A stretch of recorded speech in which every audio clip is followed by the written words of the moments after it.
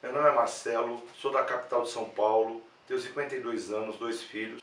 Sou o criador de um sistema de geração de eletricidade através da força da gravidade, que produz muita eletricidade 24 horas por dia, pelo fato da gravidade ser constante, infinita e a termos até na parte subterrânea da Terra.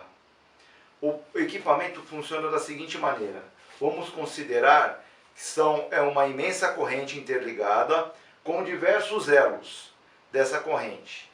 Num determinado ponto, no topo do equipamento, vão descendo, passando por rodas de transmissão e através do torque e velocidade vai transmitir força mecânica para funcionar um gerador PMG. Então, é um gerador de baixa rotação que produz muita eletricidade através da gravidade 24 horas por dia.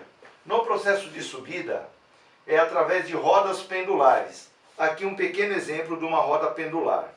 São duas rodas funcionando como dois imensos virabrequim, trabalhando constantemente através da força da gravidade e de alguns equipamentos eletromecânicos que constituem segredo industrial, que executará o processo de subida dos elos, dos pêndulos, até o topo do equipamento, para se manter o equipamento funcionando 24 horas por dia. Vai ser gasto apenas 20% de toda a eletricidade gerada, independente do porte do gerador aplicado no sistema. 20% apenas vai ser consumido para o processo de erguimento, porque a descida é através da gravidade. Então é um sistema funcionando 24 horas por dia, e a grande vantagem é que pode ser instalado ao lado do local de demanda. Parques industriais, grandes condomínios residenciais, agronegócio, em diversos locais, porque nós temos a gravidade em qualquer lugar. Um exemplo de funcionamento da roda pendular para o processo de erguimento dos pêndulos.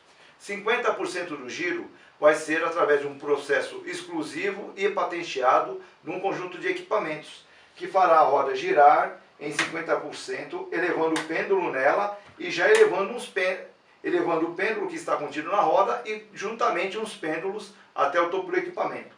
Os outros 50% é livre através da gravidade, da força da gravidade, que terminará o processo de giro da roda. Isso consumirá apenas 20% de toda a eletricidade gerada pelo sistema.